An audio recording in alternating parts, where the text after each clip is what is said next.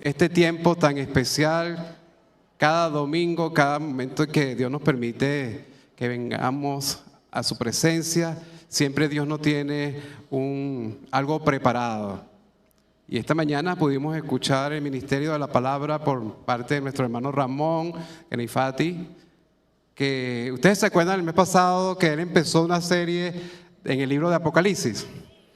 Y es un propósito porque podamos perder el miedo a ese libro, que más bien es un libro de gozo y de esperanza que nos afirma. Y hoy, bueno, va a volver a tener esa oportunidad de estar enseñándonos la palabra. Así que, mi hermano Ramón, gracias, que Dios le bendiga. Gracias.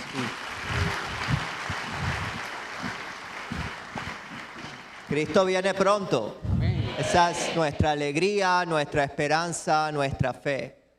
Saber que Dios se hizo hombre, habitó entre nosotros, murió. Al tercer día resucitó, venciendo la muerte, la enfermedad, el dolor. Ascendió sobre los cielos. Y de la misma manera en la que subió, volverá. Y debemos prepararnos en mente, alma, corazón, acción para su venida, porque Él viene pronto. Señor, te damos las gracias, Padre, por tu muerte y tu resurrección, Jesús. Te damos las gracias por tu Espíritu Santo. Te damos las gracias por el Padre amoroso que dirige todas las cosas. Te damos las gracias porque eres Dios de tres personas y tú habitas en medio de nosotros. Te damos las gracias porque tú nos has sustentado hasta aquí, Señor.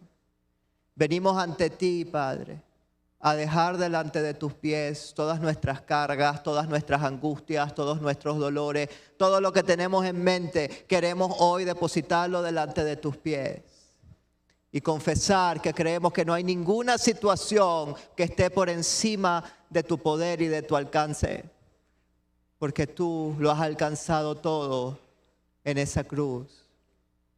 Porque el Espíritu Santo que lo levantó entre los muertos está y habita en nosotros, que tú lo has soplado por tu bondad. Gracias porque nos haces nuevos y nuevas, regenerados en ti. Queremos que seas tú hablándonos hoy. Queremos escuchar tu voz y que sea tu Espíritu Santo dirigiéndonos, no nada más a pensamientos, sino a acciones en nuestras vidas.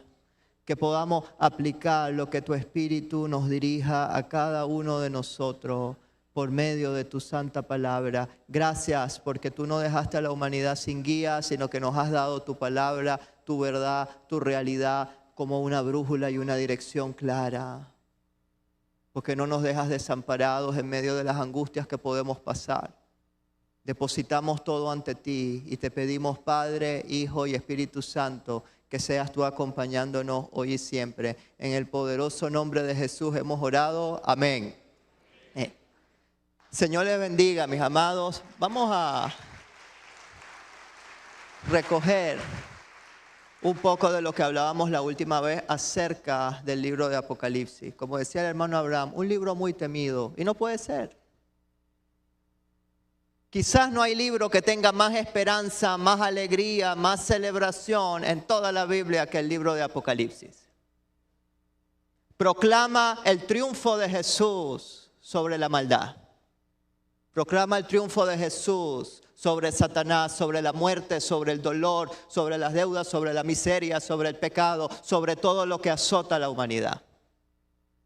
No es un libro que niegue el dolor. De hecho, parte de la realidad. El mundo es un horror y cada vez va a ser peor. Pero en medio de eso está quien ha vencido al mundo y nos da la habilidad y el poder de poder sobreponernos a toda situación. Sí, en el mundo va a haber problemas y los seguirán habiendo, pero Él ha vencido al mundo y en algún momento determinado Dios va a venir a cambiar la situación donde ya no habrá llanto, ya no habrá dolor, ya no habrá desesperanza, ya no habrá ningún tipo de sufrimiento porque el pecado y la muerte habrán sido absorbidos por completo en ese siglo venidero con su segunda venida. Y esa es nuestra alegría y nuestra esperanza. De que este siglo malo, que no es el siglo XXI, es una era donde ha triunfado el dolor, la miseria y la maldad, donde los injustos triunfan, se va. Y donde los justos son reivindicados. De eso y muchísimo más nos habla el libro de Apocalipsis. No es un libro anclado solo en el futuro, del mañana. Es un libro de hoy y ahora, del ya. De lo que ya está aconteciendo en medio de nuestras vidas. La esperanza de que no importa cómo veas las cosas en tu vida y en el mundo, la realidad espiritual puede ser muy diferente. Y ya hay fiesta en los cielos a pesar de que no vemos el triunfo de la bondad en esta tierra. Porque no se han completado los días para eso. Cuando vemos Apocalipsis, todo comienza con Juan, recordando lo que ya vimos. En ese capítulo 1 él tiene una visión donde se le aparece Cristo glorificado con un montón de características hermosas. Donde Juan aterriza delante de él al ver semejante demostración de poder. Y lo que hace Jesús, colocarle la mano a su hombre y le dice, no temas, yo estoy contigo. Es más, necesito que te fortalezca y que mande un mensaje a las 7 iglesias que están en Asia Menor, que lo que hoy es Turquía. Y lo que sigue a continuación es una serie de 7 mensajes para estas 7 iglesias. Pero algo hermoso de Apocalipsis es que es un libro muy simbólico y que los números no necesariamente son literales, no suelen ser literales. 7, como habíamos comentado, es el número de lo perfecto, de lo global, de la totalidad. Al igual que, por ejemplo, lo es el 10 muchas veces. Por eso, ¿cuántos mandamientos son? 10. Ese 10 no es una casualidad, es Dios hablando en el lenguaje de la época para que se entendiera que es lo completo, lo perfecto. De la misma manera, al hablar de 7 iglesias, las personas de la época comprendían que no son nada más literalmente estas 7 iglesias que son las destinatarias, sino que aplica para la totalidad de las iglesias en toda lengua, toda tribu, toda nación. Así que esto es para nosotros. No podemos decir, si no somos de Asia Menor y no vivimos en esa época, entonces eso a mí no me interesa. No, es algo vigente, es algo para nosotros. Y es Cristo mismo el que da ese mensaje. La palabra apocalipsis en griego quiere decir revelación, quitar el velo. Y asociamos Apocalipsis con secretos, con cosas misteriosas, cosas ocultas. No, es un libro que habla con claridad. Y Cristo habla con mucha claridad. Simbólicamente, y por eso nos cuesta entender muchas figuras, pero habla con claridad a su iglesia. Ya habíamos visto los primeros 2 mensajes la última vez. El mensaje a Éfeso, que en un resumen muy general, alerta la trampa de la actividad. Cuidado con hacer 10.500 cosas que yo nunca te mandé y que descuides lo importante, que es la presencia viva de Él, que es la verdadera fe, estar conectados en Él, pero ayudar también al prójimo y al necesitado.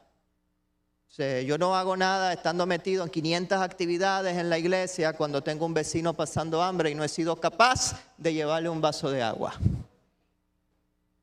Cuando visito a todo el mundo, menos a mi familia que no les hablo porque que Dios los perdone, yo no los voy a perdonar. Cuando abro mi casa y voy a todos lados y queremos ser casa de herrero, cuchillo de palo, y no hemos ordenado nuestra propia vida, pero para mandar a los demás estamos mandados a hacer. Hacemos listas. No, bueno, Señor, es que tú deberías en esta persona hay esto, y que le pase esto, y cambia esto. Y no nos sentamos 2 minutos a pensar, ¿yo cómo estoy? ¿Cómo está, Señor, la basurita en mi ojo? Que arda y molesta, pero aún así estoy pendiente de ver a los demás, aunque me arda mi ojo. Porque no queremos trabajar en nosotros mismos ni en lo que Dios quiere ordenar. Y las actividades nos despejan, las actividades nos hacen sentir productivos y creemos que estamos muy bien y resulta que estamos totalmente alejados. Dice el Señor a Éfeso, has olvidado tu primer amor. Esa es la primera trampa. Estar tan metido en cosas que no escuchamos su voz. No escuchamos su voz en los niños inocentes que están en las calles y nosotros podemos ayudar.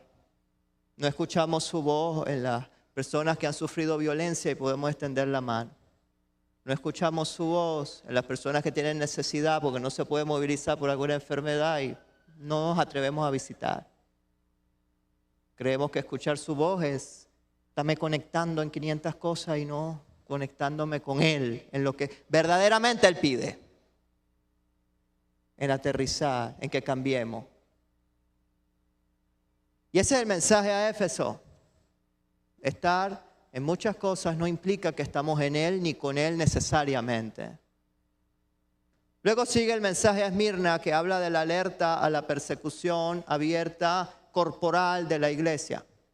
Y dice que nada más son 10 días. Si uno lee eso, hay 10 días, qué chévere, eso no es nada. Pero si recordamos qué significa el 10, la totalidad, entonces todos los días va a haber persecución. Y nunca ha cesado desde que la iglesia es iglesia en el siglo I hasta hoy, algún lugar del mundo donde no tengamos hermanos que estén siendo martirizados, perseguidos por su fe. Nuestros hermanos en África, en Asia, en tantos lugares que están siendo asesinados mientras hablamos. No todos tienen la bendición de la libertad religiosa que nosotros tenemos en América Latina. Y estos hermanos martirizados, sobre cuya sangre la iglesia se ha construido con esos testimonios de resistir y de perdonar. Recuerdo hace unos años me impactó mucho el testimonio de una niña en Irak, en la era de ISIS. Ella contaba cómo sus padres fueron asesinados en una entrevista. Y yo sentí una rabia y una impotencia. Yo decía, Señor, o sea, mándales truenos, mándales centellas de verdad. O sea, estuve como el apóstol Juan clamando justicia e ira. Cuando el Señor le dijo, Boanerges, hijo del trueno, ese no es mi plan. Esa niña de 6 años me dio la mejor lección de teología que he escuchado en mi vida. Cuando el periodista le pregunta, ¿qué vas a hacer? ¿Qué siente? Ella dice, yo le pido al Señor que los perdonen, ellos no saben lo que hacen. Y yo no tengo rabia en mi corazón.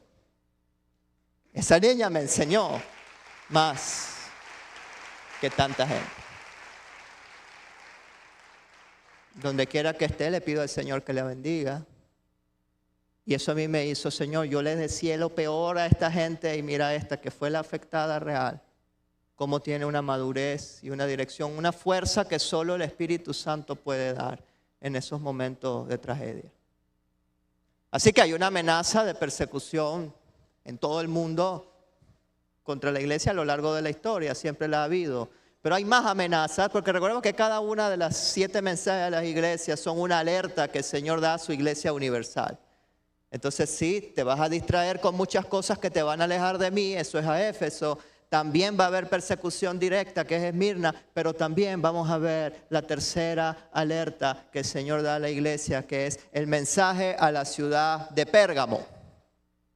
Y leemos el nombre del Padre, del Hijo y del Espíritu Santo, versículo 12 del capítulo 2 de Apocalipsis. Y escribe al ángel, que ya dijimos que ángel es un mensajero, escribe al mensajero de la iglesia en Pérgamo. El que tiene la espada aguda de 2 filos dice esto. Y uno lee esto en Apocalipsis, que es eso de la espada, ¿y quién es ese? Si leemos el capítulo 1, vamos a ver con claridad que es el Señor glorificado, el que tiene la espada de doble filo que salía de su boca para hablar. Entonces está diciendo, es Cristo el que está dando ese mensaje a su iglesia. No significa que sea literal, recuerden que eso es visión y simbólico. La espada representa juicio, representa justicia, representa autoridad. El Cristo que tiene toda autoridad dice esto a su iglesia, cuya palabra es ley, cuya palabra no pasará, cuya palabra es la realidad transformadora de nuestro mundo y de nuestras vidas. Y Jesús dice esto, yo conozco tus obras. Y yo conozco dónde moras, dónde está el trono de Satanás. ¿Por qué dice esto? Porque en la ciudad de Pérgamo justamente estaba el templo de Zeus más grande de la época, al igual que muchos templos paganos. Y es una ciudad donde fluyen muchas ideas, mucha filosofía, muchísimo comercio donde se va y se viene. Pero además, ¿han escuchado de los pergaminos alguna vez? Se llaman así porque vienen de Pérgamo. Por eso son los pergaminos. Si fueran de Maracaibo serían los maracuchos, pero le decimos pergaminos porque vienen de Pérgamo. Y nacen como resistencia. Cuando la biblioteca de Alejandría veía que había mucho conocimiento en Pérgamo, les hace unas sanciones económicas, un bloqueo y le dice no te vendo más papiro. Así que ellos tuvieron que inventar con las pieles de animales, impulsar la producción de pergamino y de ahí viene la palabra pergamino. Quiere decir que es una ciudad donde hay sabiduría, donde hay conocimiento, donde hay ciencia, donde hay muchas ideas filosóficas que le puede competir a la famosa biblioteca de Alejandría. Y eso permea a la iglesia también, todo ese contexto cultural. El cristiano muchas veces va a habitar donde está el trono de Satanás, es decir, donde hay ideas contrarias a lo que Dios quiere para nosotros, ideas de división, ideas de odio, ideas de rencor, ideas de vivir vidas desordenadas, etc. Y no importa dónde estemos, somos luz del mundo y la sal de la tierra y tenemos que brillar en medio de esa oscuridad.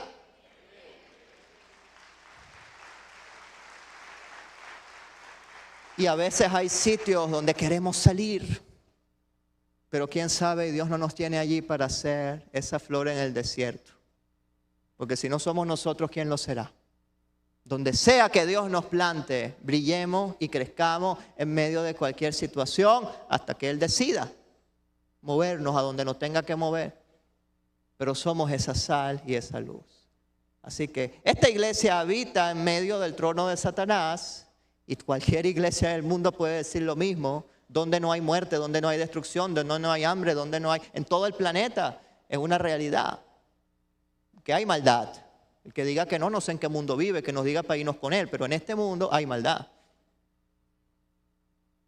Pero Cristo lo ha vencido todo y ha transformado esa realidad. Así que él comienza diciendo, yo sé, yo conozco todas las excusas que tú me vas a decir, que hay mucha influencia, que hay mucha fuerza, que hay muchas ideas, eso lo sé, y yo tengo contra ti, pero retienes mi nombre, no has negado mi fe, ni aun en los días en que Antipas, mi testigo fiel, fue muerto entre vosotros, donde mora Satanás, pero aunque me has sido fiel y luchas por serme fiel, tengo unas pocas cosas contra ti. El Señor reconoce el esfuerzo, reconoce que hay influencias que tratan de entrar y permear en nuestras vidas. Y vamos a hablar de esas influencias que destruyen familias, destruyen perspectivas, planes de vida, ideologías que normalizan que destruyamos nuestras familias y nuestras vidas y nuestros cuerpos. Prácticas que no agradan al Señor y que son autodestructivas para nosotros mismos. Pero es lo que el enemigo busca. Y ese es el tercer peligro para la iglesia. Influencias que tratan de permear hacia adentro en la iglesia y que desde dentro se tratan de promover y que desde dentro se tratan de impulsar. Por ejemplo, tengo pocas cosas contra ti. Tienes ahí a los que retienen la doctrina de Balaam, que enseñaba a Balac a poner tropiezo ante los hijos de Israel, a comer de cosas sacrificadas a los ídolos y a cometer fornicación. Si conocemos la historia del Antiguo Testamento, vamos a entender con claridad quién es Balaam y Balac. Pero ahora vamos a verlo en Números 22. Y mientras vamos por allá, tenemos que comprender, Balaam era un profeta. Pero era un profeta que estaba dispuesto a vender su fe por dinero. Era un profeta que estaba dispuesto a entremezclar la brujería con lo santo. Era un profeta a precio. Y agarraba todas las cosas que habían en el mundo y las injertaba para tener una fe adulterada. Y muchas veces podemos nosotros tener una fe adulterada. Creemos en Cristo, pero a la vez creemos en esto, y hacemos estas prácticas y mezclamos todo, por si acaso. Amamos a veces más al dinero que al Señor. Y priorizamos cosas por encima de Él. Llegan oportunidades tentadoras y a veces cuando uno más lo necesita. Y ahí es cuando se mide nuestra integridad. Estamos dispuestos a decir no cuando más lo necesito, pero sé que eso no es de Dios. No es fácil, pero es la misma realidad que está viviendo la iglesia de Pérgamo, como vamos a ir viendo.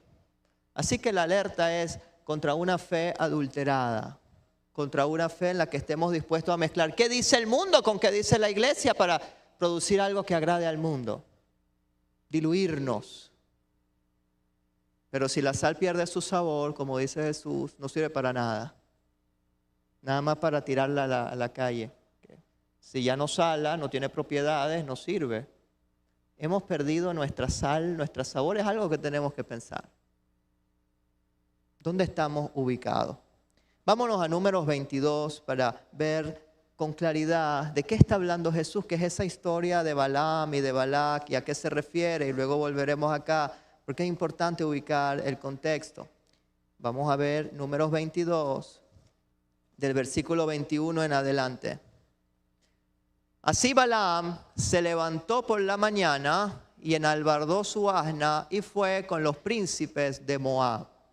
Príncipe de Moab, el líder de Moab, que era Balac, había contratado, estaba en proceso de contratación con Balaam, para que Balaam maldijera al pueblo de Israel en un conflicto que ellos tenían. O sea que era un profeta a precio, ¿okay? Era un profeta que estaba adulterando. Se supone que es profeta, se supone que su trabajo es ver la divinidad, hablar con la divinidad y hacer que la divinidad haga algo. Y a veces nosotros queremos hacer que Dios haga lo que nosotros queremos y no dejamos que Dios sea Dios. No, es que hay que insistir, hay que insistir, hay que insistir hasta que Dios ceda lo que yo quiero pedir. Y no se nos ocurre pensar que el no es una respuesta. O que el todavía no es una respuesta. Y que el silencio también a veces es una respuesta y parte del proceso. Dios tiene derecho a decirnos sí, pero también a decirnos no. Y a decirnos todavía no. Y a no darnos respuesta. Pero queremos insistir. No, que hay que buscar más, hay que hacer con la intención de que pase lo que yo quiero que pase. Por supuesto que orar es una disciplina, que pedid y se os dará, pero piden y no tienen, dice Santiago, porque pedimos mal. Y pedimos mal pensando que Dios está obligado a darme si yo doy. O que Dios está obligado a darme si yo hago. Como si pudiéramos traficar la fe. Somos balames sin darnos cuenta. Balames y balamas también. Porque creemos que podemos manipular a Dios para que haga lo que nosotros queremos que haga. Así que la Biblia nos deja esta historia que es real, pero lo hace en un tono bastante cómico. De hecho, si leemos Números 22 y no nos echamos a reír, no estamos entendiendo lo que nos dice la palabra. La Biblia tiene sentido del humor, no como payasada, sino como herramienta retórica para cambiar. Porque muchas veces el humor nos hace pensar, nos hace reflexionar, nos hace ver cosas profundas de manera sencilla. Así que como está narrada esta historia y la manera en la que Dios trabaja, vemos sus maravillas y que en qué claridad vamos a comprender esto. ¿De qué es lo que Jesús está hablando en Pérgamo? De no adulterar la fe con otras cosas, de querer manipular a Dios, de hablar en nombre de Dios, porque nos atrevemos a decir, es que Dios dice y Dios quiere esto, cuando a lo mejor ni siquiera eso es lo que Dios ni dice ni quiere. O se nos acerca gente a decir, no, es que Dios quiere que hagas esto. Bueno, ¿y por qué no me lo dijo a mí? No quiere decir que no exista la intercesión o que Dios no use otras personas, pero tenemos que tener mucho cuidado de lo que recibimos y escuchamos de otros. Porque puede ser una emoción o puede ser un instrumento del enemigo para desviarnos sin darnos cuenta. ¿Qué cosas escuchamos y recibimos? A veces se me han acercado hermanos a preguntarme, es que Dios me dijo esto, ¿qué piensas tú? Digo, bueno, si Dios te dijo y tú estás seguro que Dios te dijo, ¿qué voy a decir yo? Entonces seguro que Dios te dijo, porque si tienes duda, o es que tú quieres, entonces le pongo Dios quiere. O tú piensas y digo Dios dice. Porque es muy distinto que la palabra diga a que yo mande y ordene sobre otro. Y eso es lo que Balaam quería hacer, manipular a Dios con una profecía para que pasara y cambiara los acontecimientos en esa guerra que estaba allí. Balaam se levantó de mañana, enalbardó su asna y fue con los príncipes de Moab. Pero la ira de Dios se encendió porque él iba y el ángel de Jehová se puso en el camino por adversario suyo. El ángel de Jehová. ¿Quién es el ángel de Jehová? Muy bien, escuché por ahí que es Cristo. Los que les gusta teología, eso es la teofanía del verbo preencarnado. Para las cosas sencillas, ese es Cristo antes de que llegara a la tierra, ¿ok? Ese es el verbo de la Divina Trinidad. Cuando veamos el ángel de Jehová, muchísimas veces en el Antiguo Testamento puede representar a Jesús. Y representa a Jesús. La ira de Dios se encendió porque él iba y el ángel de Jehová se puso en el camino como adversario suyo. Iba pues él montado sobre su asna y con él iban 2 criados suyos. Versículo siguiente. Y el asna vio al ángel de Jehová que estaba en el camino con su espada desnuda en la mano. ¿Qué decía Apocalipsis? El que tiene la espada de doble filo, Jesús. Y está el ángel de Jehová con una espada en su mano, y el que se supone que es el profeta, el que se supone que es el medium, el que se supone que es contratado para ver la divinidad, no lo ve, pero la burra de él sí lo ve. Así que la burra ve al ángel de Jehová y se aparta del camino, y iba por el campo. Así que Balaam se molesta y azota a la burra para hacerla volver al camino y le dice, vente para acá, y la burra continúa. Pero el ángel de Jehová otra vez se atraviesa y se puso en una senda de viñas que tenía pared a un lado y pared al otro. Así que la burra, cuando ve al ángel, esta vez empieza a ir al otro lado. Versículo 25, viendo el asna al ángel de Jehová, se pega a la pared, le habrá raspado el tobillo, le habrá raspado de todo, y él volvió a azotarla de la rabia. Y continúan caminando. Versículo 26. El ángel de Jehová pasó más allá y se puso en una angostura donde no había camino para apartarse ni a derecha ni a izquierda. Ellos iban así en un caminito enlazado y se vuelve a poner el ángel de Jehová con su espada de frente y el profeta ni pendiente. El hombre de Dios ni discernió que estaba ahí el ángel de Jehová, pero la burra obedece. La burra está discerniendo y entendiendo lo que el ser humano no. Y viendo el asna al ángel de Jehová, se arrodilla, se echa hacia abajo, debajo de Balaam.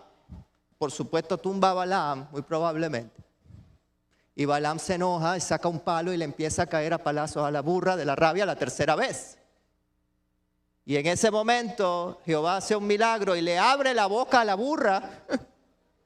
Y la burra le contesta a Balaam, ¿qué te he hecho? ¿Qué te pasa a ti, chico, que me has azotado estas 3 veces? ¿Por qué me pegas? Ese es un burro que te diga, ¿por qué me pegas? Y Balaam respondió al asna, bueno, porque tú te burlaste de mí. Es más, ojalá yo tuviera una espada en mi mano, que ahorita mismo yo te mataría si yo tuviera una espada. Y viene la burra y le dice, ¿yo acaso no soy tu asna? ¿Acaso sobre mí no has cabalgado desde que tú me tienes hasta este día? Porque desde que me compraste yo no he descansado, yo te llevo para todos lados y no te quejas. He acostumbrado a hacerlo así contigo. ¿Alguna vez yo te fallé? ¿Alguna vez yo he hecho otra cosa? ¿No estás entendiendo que hay algo raro en lo que está pasando? Y él le dice a la burra, no, nunca me has hecho nada, tú nunca te has desviado. Entonces en ese momento Jehová abre los ojos de Balaam y tiene al frente al ángel de Jehová con la espada desnuda en su mano. El que le había dicho a la burra, ojalá yo tuviera una espada para matarte. Está el ángel de Jehová, vente, ¿quieres una espada como esta? Yo estoy aquí para defender a esta burra.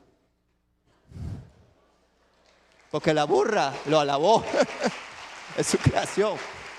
Le está dando una lección. Ojalá yo tuviera una espada. Aquí está la espada, pues. Ven. Y tenía su espada desnuda en su mano, y Balaam hizo reverencia y se inclinó sobre su rostro, y la historia continúa hacia el arrepentimiento final, donde nada se concreta hacia él. De hecho, termina en bendición. De aquí vemos algo bien interesante. El que se supone que es el profeta, nunca discernió al ángel de Jehová ni a lo divino. Pero la burra adoró. La burra entendió y además la burra abrió su boca para explicarle e interpretarle a él las cosas espirituales. Es decir, que la burra está haciendo el rol del profeta. La burra es el profeta. Entonces, ¿quién es el animal? Y así somos nosotros, que actuamos como burros cada vez que queremos manipular a Dios. Esta historia nos da una claridad mental, aunque es fuerte. Ubiquémonos en el papel del asna cada vez que nosotros pretendemos cambiar a Dios y manipular a Dios. A mí me sirve. Oye, no, Señor, estoy actuando como el burro, déjame dejarte a ti. Y es maravilloso cómo con un humor tan real podemos ubicarnos y decir, no, Señor, quiero que tú seas Dios, quiero que tú hagas lo que tengas que hacer. Yo no estoy dispuesto a cambiar ni a adulterar nada de lo que he recibido de ti. Por más que yo trate de hacer y cambiar los acontecimientos, no voy a poder si no es su voluntad. Vamos a volver a leer en Apocalipsis sobre Balaam, ahora que tenemos el contexto, versículo 14.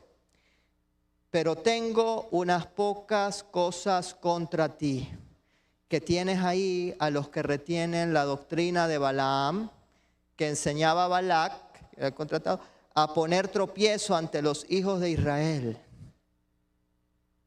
a comer de cosas sacrificadas a los ídolos y a cometer fornicación. Porque habla de qué son las cosas sacrificadas a los ídolos. En el antiguo imperio romano, una forma muy común de trabajar, el grueso de la población era obrera. Pablo mismo era un obrero, fabricaba tiendas de campaña. Si tú eres zapatero, tenías que ir al colegio, que traducido en español como el gremio de zapateros, y esos gremios tienen unas normativas. Si tú eres costurero, vas al gremio de costureros. Si eres médico, hay un gremio de médicos, etc. Y cada uno de esos gremios tenía una deidad. Y tú estás obligado a comer en esos banquetes de sacrificio entregados a esa deidad para poder trabajar. Yo no puedo decir, yo no quiero, yo no participo, porque te expulsan de allí. Y si yo soy un zapatero sin gremio, nadie me va a prestar taller. No tengo dónde producir, nadie me va a comprar porque yo soy el pavoso, porque por mi culpa yo pongo bravo a la deidad de los zapateros, entonces los zapateros me van a excluir. Esa era la mentalidad de la época. Así que no es como hoy en día que pueden decir, yo no participo en esto y ya está, sino que no participar de esa comida para ellos era la vida entera, era perder la fuente de sustento, era depender plenamente de Dios. Donde decido, no me voy a contaminar con esto, aunque pierda mi trabajo. No me voy a contaminar con esto, aunque pierda la fuente de ingreso.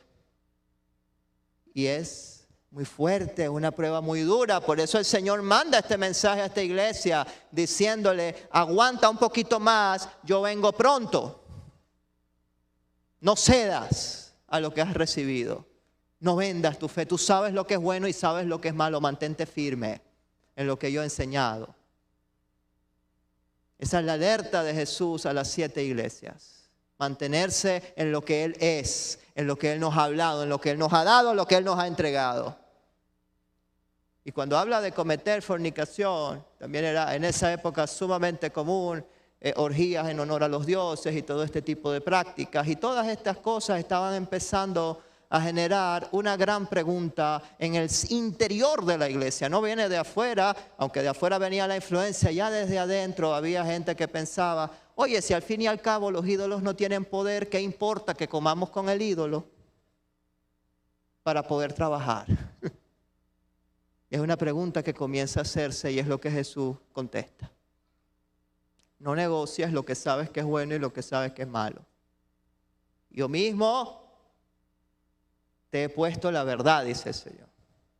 No sean como Balaam. Aparte, lo que tiene contra esta iglesia es que retenía personas que eran como Balaam e ideas que eran como las de Balaam. No importa, ¿qué importa que comamos con los ídolos? ¿Qué importa que mezcle? Al fin y al cabo Dios tendrá misericordia y todos somos hijos y todos somos salvos y vamos a ser felices. A veces hay cristianos James Bond. Como James Bond tenía licencia para matar, a veces nos damos licencia para pecar. Entonces yo voy, hago lo que me da la gana, Y no importa, yo tengo licencia para pecar. Señor, tú me perdonas, tú sabes mi debilidad. Y el día siguiente hago lo mismo. Y Señor, perdón. Y otra vez hago lo mismo. Ay, oren por mí. Otro día hago lo mismo. ¿Sabes? La sangre de Cristo no es lavadora.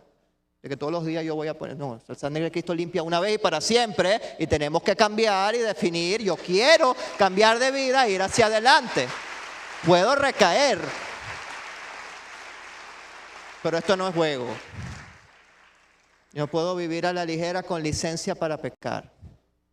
Ah, no, pero es que como yo soy fulano, o yo conozco, o yo lidero tal cosa, entonces no tengo con quién hablar. O no me atrevo a hablar porque quiero mantener una fachada. Y son problemas graves que atacan a la iglesia, desde el creyente de a pie, como decimos, hasta el liderazgo. Nadie está inmune. Y por eso Jesús nos habla a todos para abrir esa realidad. Señor, queremos cambiar. Que tu sangre nos limpie una vez y definitivamente. Porque es aterrizar la decisión, no nada más saber que hay que hacerlo y me queda una idea en el aire. No, ¿y cuándo vamos a decidir? ¿Cuándo vamos a ejecutar? Algo, el 1%, pero ese 1% se va a convertir en un 2, en un 3. No posterguemos más. Pero hay normalizaciones de actitudes y de cosas que no son de Dios, que provienen desde el interior mismo de la iglesia, permeadas desde afuera, del mundo, del sistema del mundo, del odio, del rencor, de la división. Tantas semillas que el enemigo va sembrando. Hechos 20:30, de en medio de ustedes se levantarán las mayores amenazas. No vienen de afuera, vienen de adentro. Y a veces se nos olvida que sí, somos agentes de luz. Predicamos, evangelizamos, hacemos eventos maravillosos para evangelizar y mandamos luz hacia afuera y bendecimos, porque la iglesia ha bendecido a la humanidad en la historia. Si existen las universidades, es gracias a la iglesia cristiana. Si existen los orfanatos, es gracias a la iglesia cristiana. Si existen derechos humanos, es gracias a la iglesia cristiana. Hemos bendecido al mundo entero con el evangelio. Pero así como nosotros mandamos agentes de bendición y de luz hacia el mundo manda agentes de oscuridad a nuestras familias, a nuestras vidas, a nuestro interior para sembrar discordia, para sembrar división, para sembrar oscuridad. El diablo también tiene agentes. Hay agentes de luz, pero también hay agentes de oscuridad. Y si hablamos de guerra espiritual y comprendemos todo eso, entendemos que también hay agentes de oscuridad. Personas que dicen ser cristianas, pero no lo son. Lo dice Pablo, lo dice Lucas, lo dice Juan, lo dice Judas, lo dice en el Nuevo Testamento. ¿Por qué nos advierte tanto contra falsos maestros y falsas doctrinas? Porque son una realidad en todos lados, que no las queremos ver.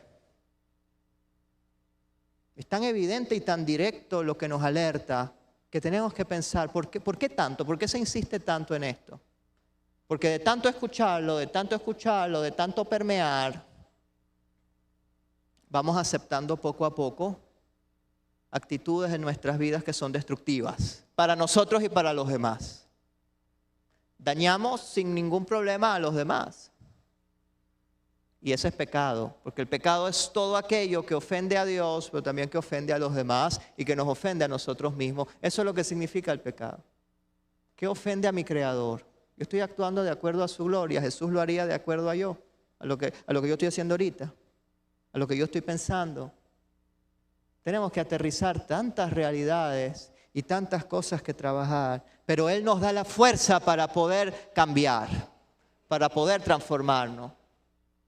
Él nos da la fuerza, pero yo debo decidir. Hay un poder de responsabilidad, hay un elemento de responsabilidad personal, individual que nosotros tenemos también, como el mismo texto nos va a decir más adelante.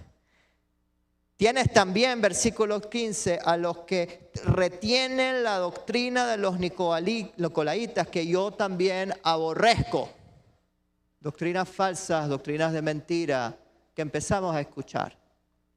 Hay una frase que le repito siempre a mis alumnos y no me canso de decirla. Los hombres se parecen más a sus tiempos que a sus padres. Todo el contexto que nosotros tenemos en nuestra era, en nuestra época, determina muchas veces cómo pensábamos, cómo actuamos. Y eso va a ser una fuerza en nosotros con la cual tenemos que reconocer y luchar. Si estamos en una era de individualismo, sabemos que tendemos a ser egoístas. Aunque digamos que no, tendemos a ser egoístas porque es nuestra época el ser egoísta. El cristiano es contracultura muchas veces.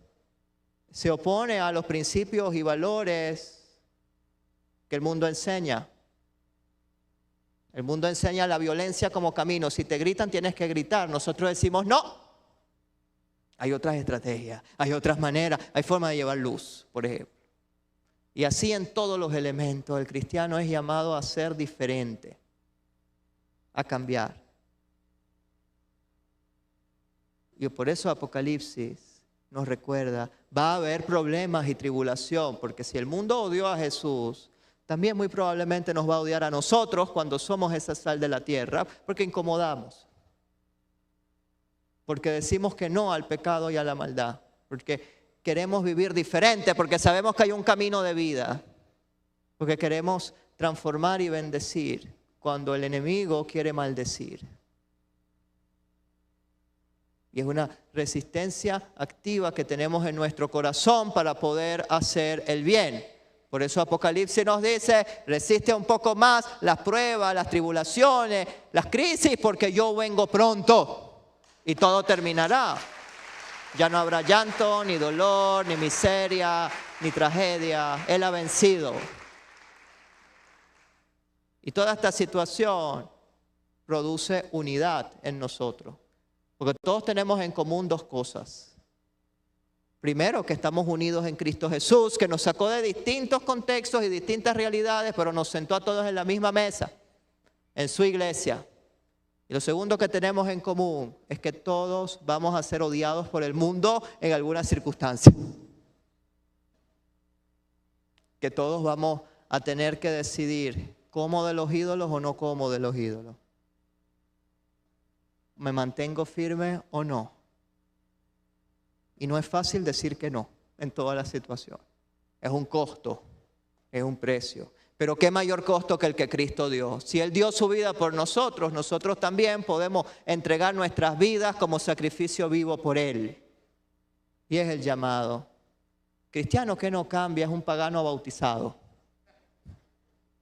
Sigue igual, con bautismo y toma Santa Cena y está entre nosotros, pero no es cristiano verdadero. Trigo y cizaña coexisten. ¿Quieres saber si eres un cristiano verdadero? Hay que cambiar. Tenemos que transformarnos. Tenemos que ser nuevos y diferentes.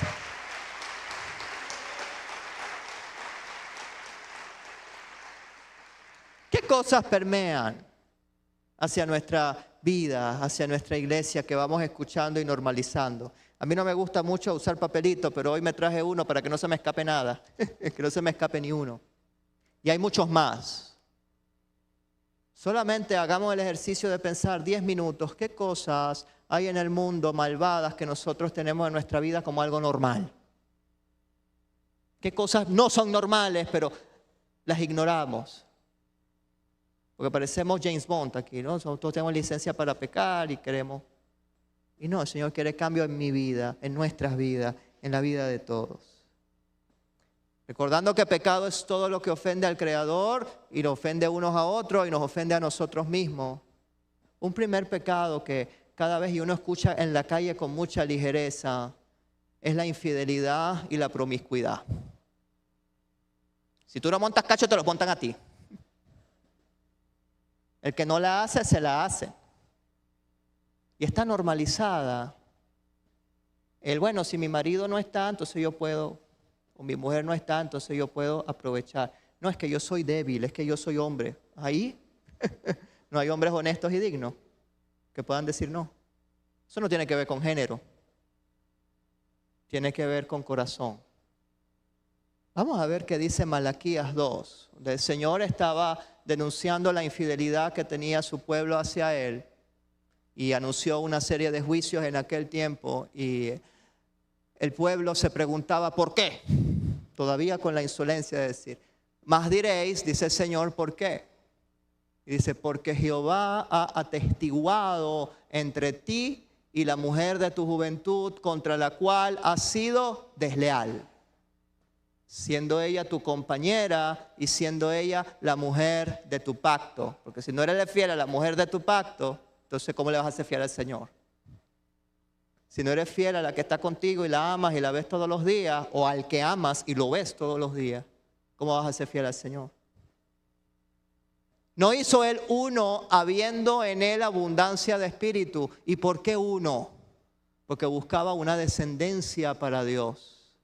Guardaos pues en vuestro espíritu y no seáis desleales para con la mujer de vuestra juventud. Algo tan sencillo como esto se ha perdido en el mundo por completo. Incluimos promiscuidad, incluimos adulterio, incluimos un montón de prácticas. Versículo 16. Porque Jehová, el Dios de Israel, ha dicho que Él aborrece, que Él detesta el repudio y el que cubre de iniquidad su vestido, dijo Jehová de los ejércitos, guardaos pues en vuestro espíritu y no sean desleales. Es algo fundamental, pero que ya en el mundo cada vez existe menos. Donde la figura del matrimonio es algo opcional. Cuando el Señor nos ha dejado una claridad de vida ordenada, de fidelidad, de amor. Yo amo profundamente a mi esposa y estoy agradecido por ella.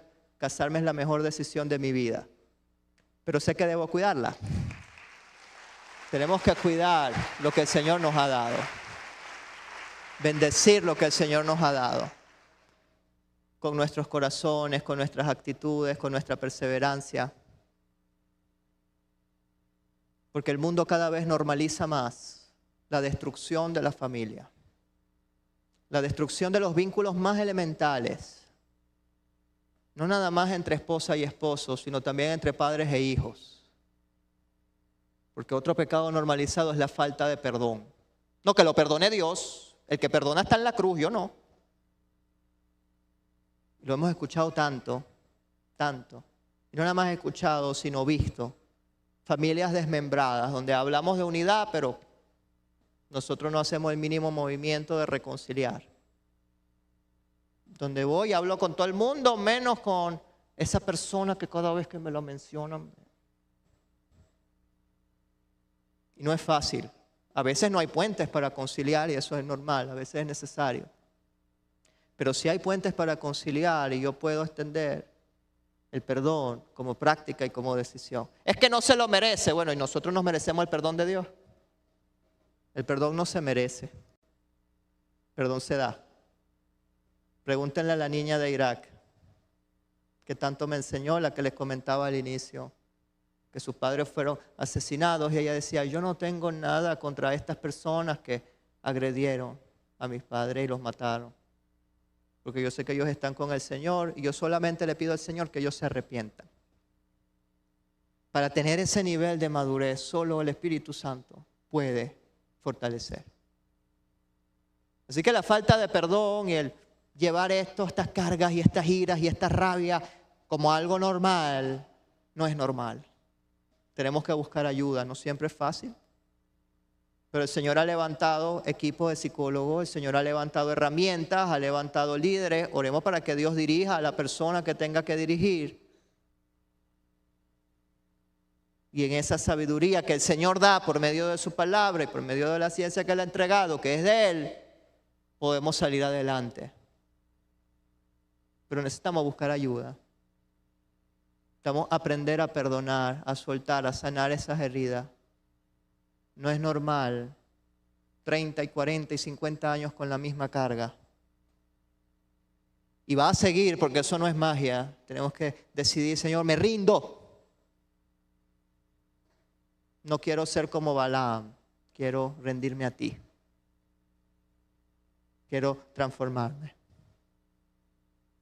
Otro pecado que también tenemos es no cuidar nuestro cuerpo. No nos importa la salud. Creemos que hacer ejercicio, cuidarse uno mismo es un acto egoísta. Es un acto de vanidad.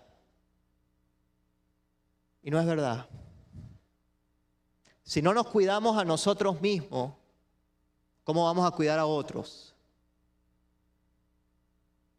Y es algo que el Señor a mí impactó mi vida con eso, porque yo pensaba que yo era egoísta cada vez que yo pensaba, oye, yo tengo que hacer algo para mí. Yo me sentía mal. Me sentía egoísta, sentía que no, que yo tengo que dar por otro. Y he aprendido que eso no es sano. Y le doy gracias a Dios por mis padres y por mi esposa que me ha enseñado eso. Que necesitamos aprender a cuidar de nuestros cuerpos. A parar a veces, a decir, necesito descansar. Necesito cuidarme. Si tengo que hacer ejercicio y me toca ir al gimnasio, pues voy. Yo no voy para que me vean otros, yo voy porque necesito salud. Y eso no es problema. Si en nuestro corazón la intención es cuidarnos. Criticamos a todo el mundo, pero ¿cuál es nuestra dieta? ¿Qué comemos? Puras basuras que nos lleva más rápido a la tumba. Y eso también es la mayordomía del cuerpo y es un principio espiritual, porque si su Espíritu Santo habita en nosotros, tenemos que aprender a cuidarnos a nosotros mismos, porque ¿cómo vamos a cuidar a los demás? Y entendí que cuidarme a mí mismo, sobre todo cuando somos líderes, pastores, etcétera, no es un acto egoísta. Al contrario, podemos vivir más y fortalecer más para fortalecer a otros, para poder sustentar a otros. Porque yo no puedo proyectar lo que no somos. Necesitamos educarnos en lo que comemos, educarnos en qué prácticas benefician o no nuestros cuerpos, cuidar lo que el Señor nos ha entregado, aceptar nuestros cuerpos, pero cambiar cuando hay que cambiar. Decir, bueno, Señor, tú me estás dirigiendo a esto, yo voy a empezar con esto que lo tengo en mi mente y necesito aterrizar, porque también lo honramos a Él en la integridad. Él nos dio cuerpo, alma, espíritu y somos integridad. Pero ahora lo normal es no cuidarnos.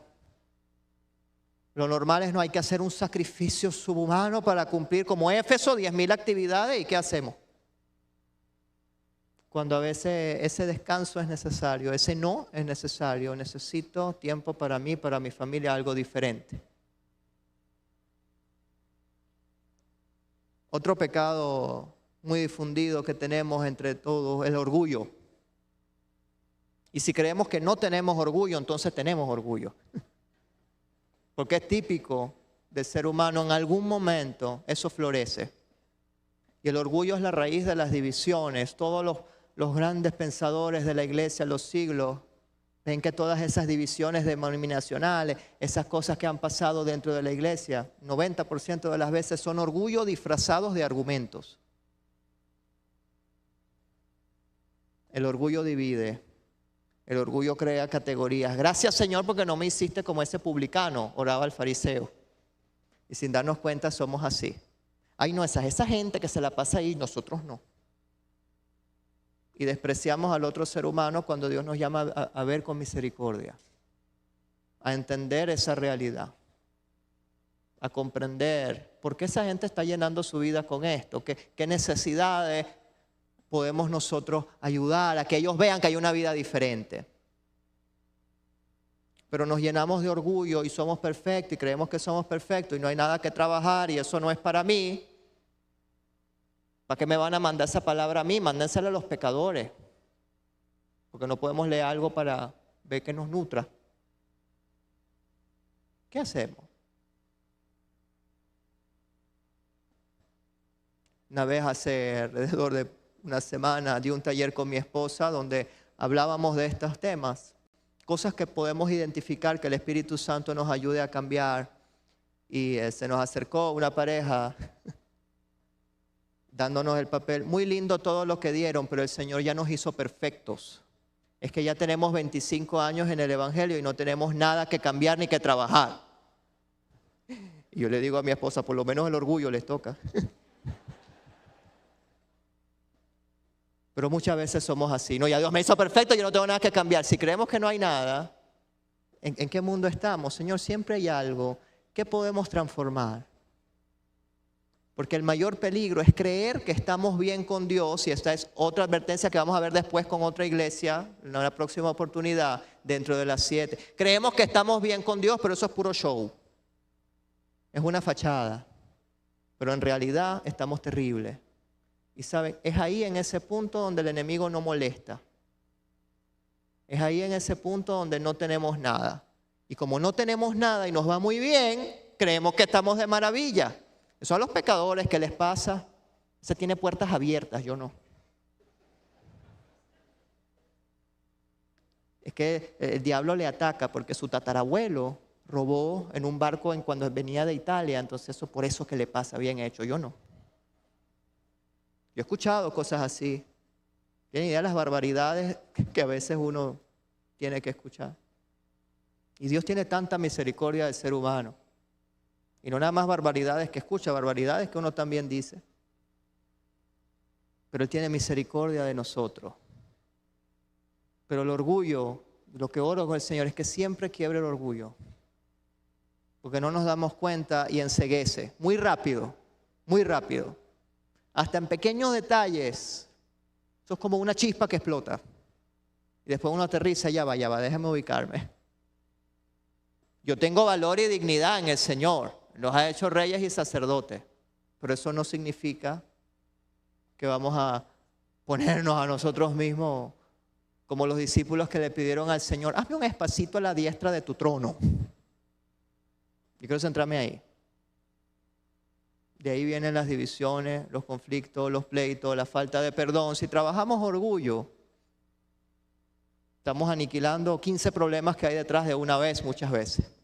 Vamos a ser menos peleones, vamos a ser más felices, menos enrollados. A veces nos armamos una novela mental de la nada. Mira, esa no me saludó. Bueno, a lo mejor tiene miopía y no me vio y ya está. A mí me pasa, estos lentes no son de gratis. Y me ha pasado, pero es que yo te saludé y no te vi, no me viste. Bueno, tú me viste, pero yo no te vi a ti. ¿Cómo hago?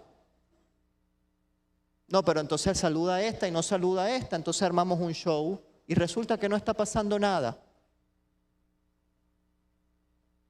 No es que no me quiero, tiene favoritismo. Sí, hay veces que hay favoritismo, pero no significa que si algo me pasa, yo lo voy a tomar a lo personal.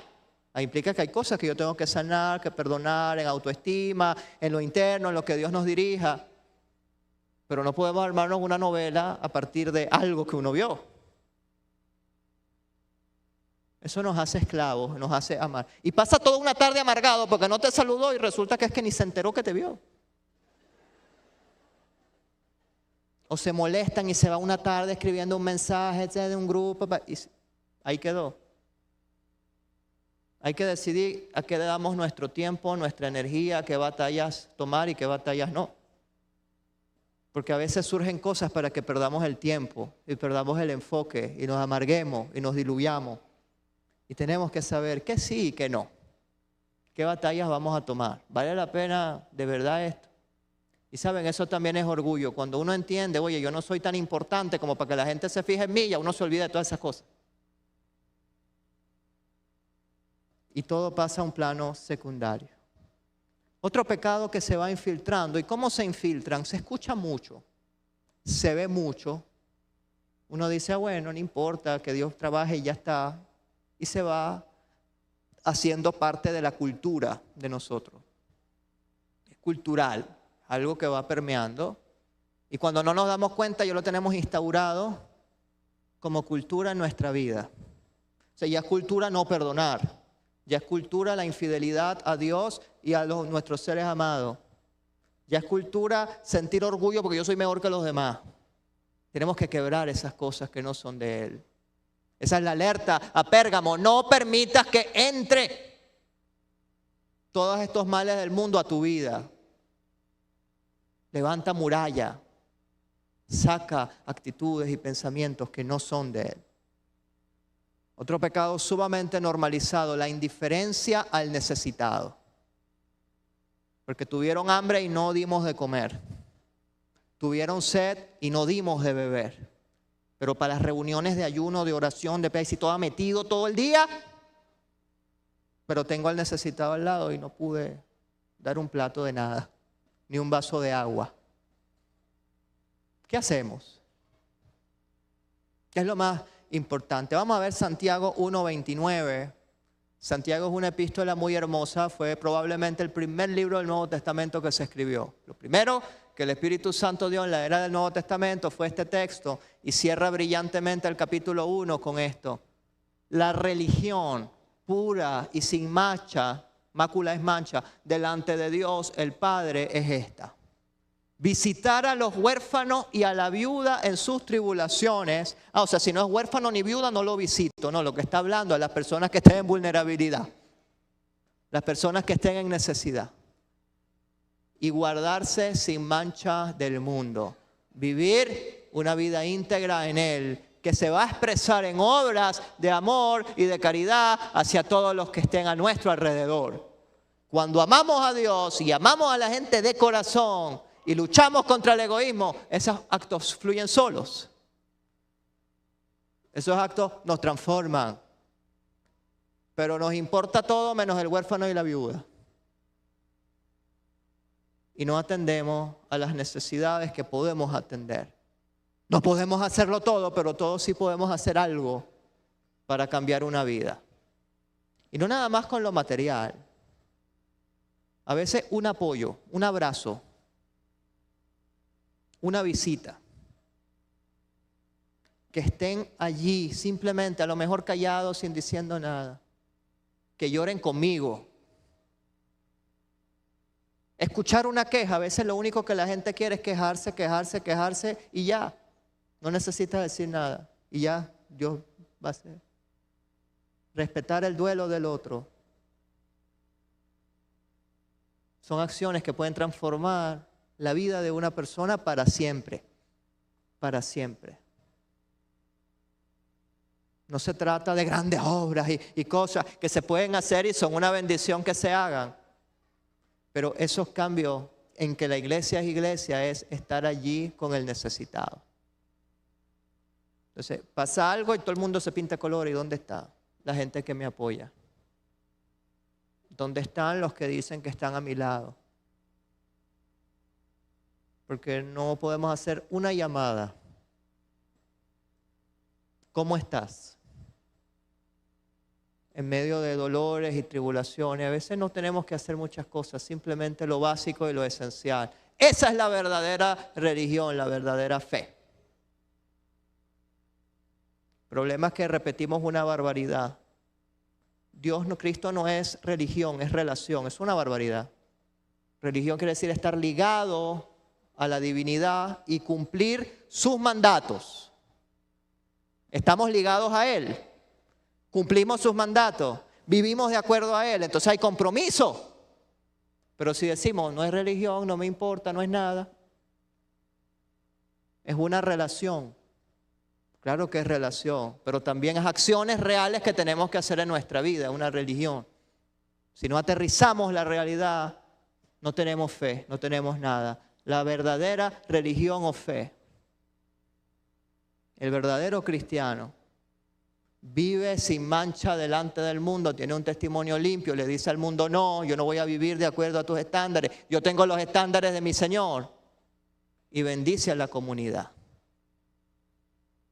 en el que Dios le ha puesto. Sirve a sus vecinos, sirve a sus amigos, sirve en sus trabajos sin mancha.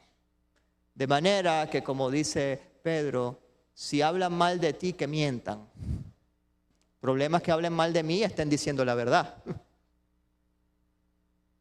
Pero hagamos que mientan.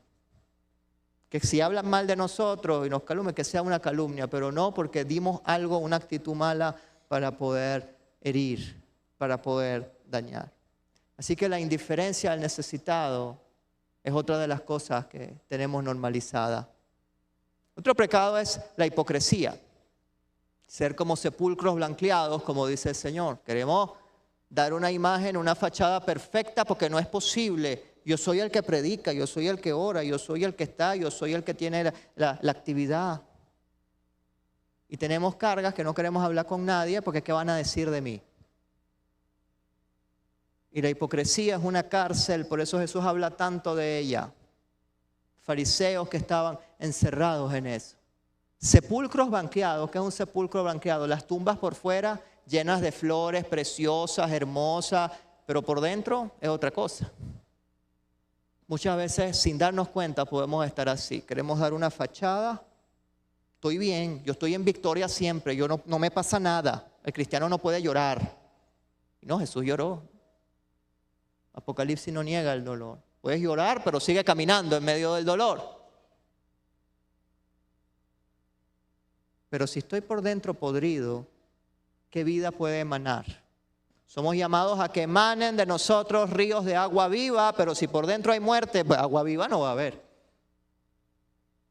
A veces, y eso no es egoísmo, a veces tenemos que tratarnos a nosotros mismos primero antes de poder apoyar a otro continuamente.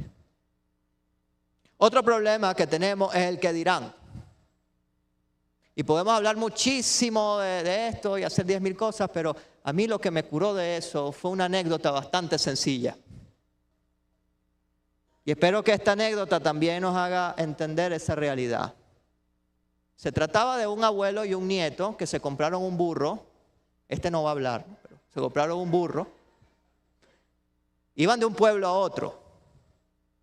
Así que el abuelo sienta a su nieto y él empieza a caminar y van viajando.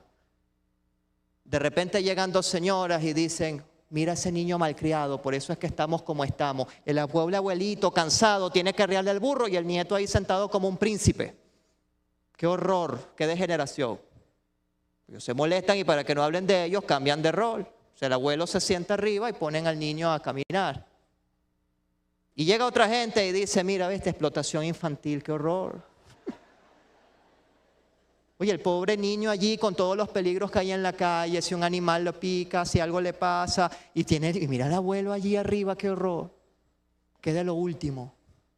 Así que ellos se cansan y dicen, bueno, para que no hablen de nosotros, vamos a montarnos los dos en el burro. Y vamos a caminar, y ellos empiezan a caminar, ambos en el burro. Y llega un señor y se pone bravo y les dice, mira, y dicen que el burro es el animal, le van a partir el lomo al pobre burrito, ¿vale? Qué inconsciencia. Hay que llamar a protección animal. Le van a partir el lomo, el burro que los lleva para arriba y para abajo y ellos se montan allí. Entonces ellos se cansan y dicen, ¿sabes qué? Que nadie se monte en el burro y se acabó. Y siguen caminando y caminando y caminando hasta que aparece un niño y dice, ay, mira qué tontos, tienen un burro y no se montan en él. Hagas lo que hagas, la gente va a hablar. No lo vas a poder evitar. Olvídate del que dirán. Porque si no tuvieran burro, entonces le dicen, ay, mira qué pobres, no tienen para comprarse el burro. Y si se compran dos, qué opulencia, tanta pobreza que hay en el mundo y estos acaparando los burros. No importa lo que hagas, siempre van a criticar. Nos tiene que no importar. No tiene que resbalar.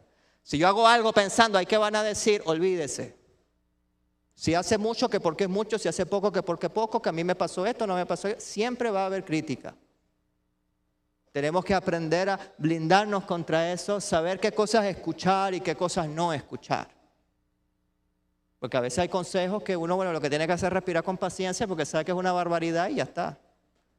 Hay otros donde uno dice, no, ya va. Déjame ver si esto es así. Pero no podemos atarnos al qué dirán. La falta de gratitud es otro problema continuo que tenemos. La queja continua. Señor, Señor, Señor, Señor, y esto, y esto, y esto, y esto, y esto, y porfiamos. Y no damos las gracias por un día más.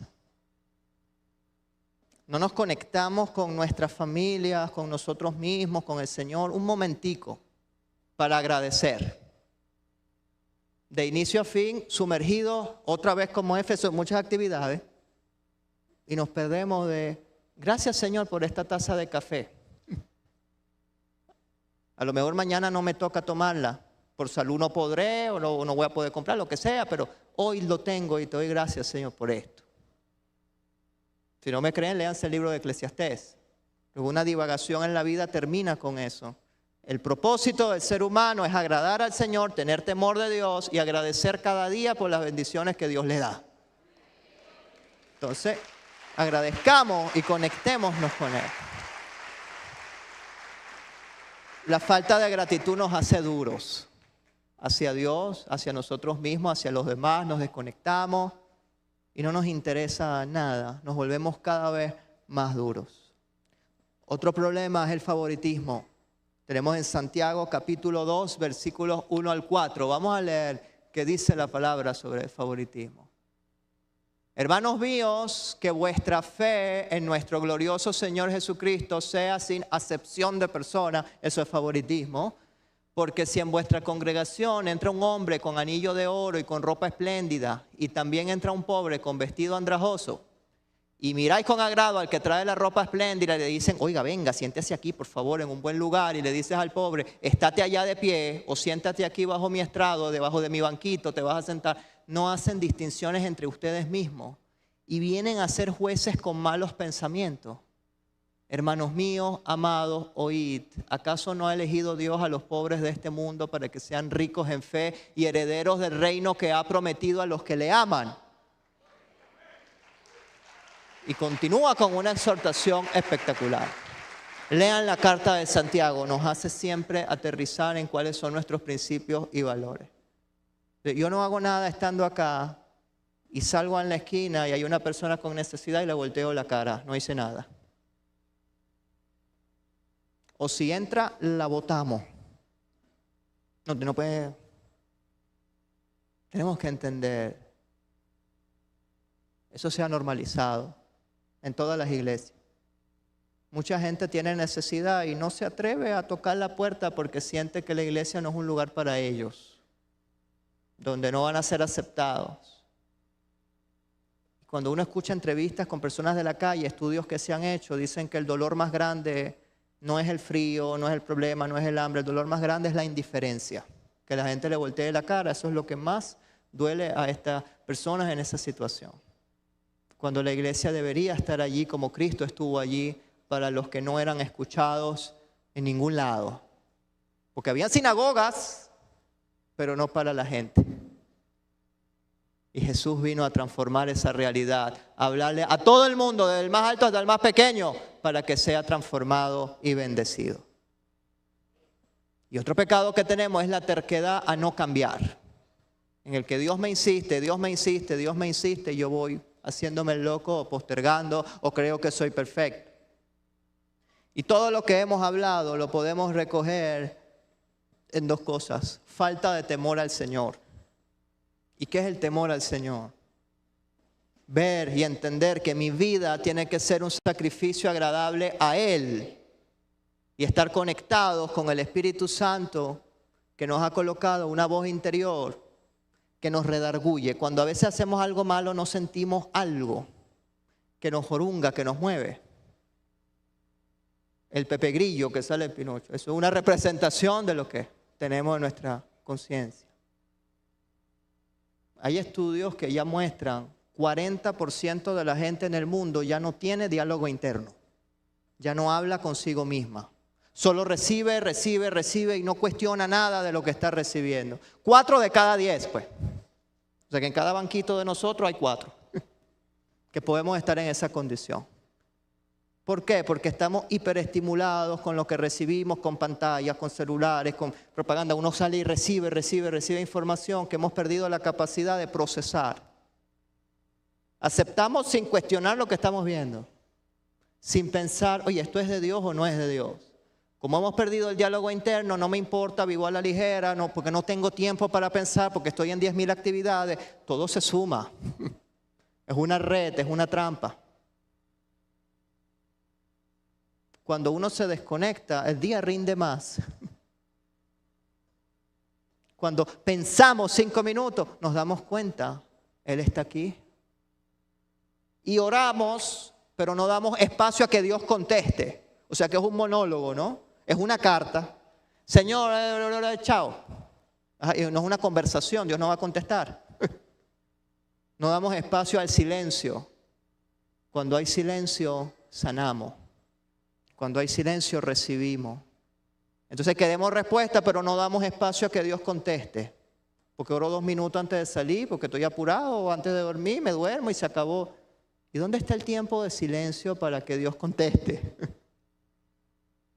Imagínate una conversación que yo me baje, te diga, te hable y me voy a la espalda y me voy. Eso no es conversación. Es una falta de respeto. De la misma manera así somos con Él. Y hemos perdido toda la sensibilidad a estas cosas. Porque creemos en su venida, sabemos que Él va a volver. Pero no actuamos como si fuese ya. Y la iglesia del siglo I entendía que era ya.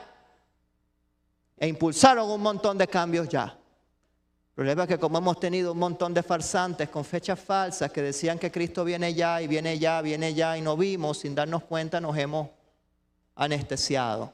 Tomamos por tardanza su venida. Ese es como el cuento de Pedrito y el lobo. Viene el lobo, viene el lobo, viene el lobo, viene el lobo, pero cuando de verdad venga el lobo no vamos a estar preparados. Y esa es la estrategia de Satanás. Que ignoremos su venida, que no sintamos la necesidad de cambiarnos y transformarnos. Todos tenemos muchísimas cosas que trabajar. ¿Y qué hacemos con eso? Con esos pensamientos que me están viendo. Aterrízalo. En el celular, en un papel, donde sea. Aterrízalo. Señor, yo quiero trabajar esto. Vamos a trabajar esto. Porque la orden, dice versículo 16, por lo tanto, luego de armarnos toda esta alerta, toda esta advertencia, todas estas cosas, de ideas que van permeando al interior de la iglesia, arrepiéntete. Esa es la única orden. Arrepiéntete. Cambia. Señor, pero yo tengo esto. ¿Qué hago? Cambia. Yo como consultor a veces me dicen, ingeniero, el programa cuando le das a la X cierra. ¿Qué hago? No le deja la X. A veces la respuesta es sencilla. Señor dice, cambia, decide cambiar. Y Él va a poner las herramientas, va a poner las personas, va a poner toda su palabra. Nos ha dado 10.000 formas de salir de los problemas. Tenemos es que ver otra vez brillar la luz del sol. Y decir, gracias Señor por un día más. Yo voy para adelante contigo a perdonar, a cambiar, a transformar esto, porque quiero ser cristiano de verdad. Porque quiero cambiar. No más.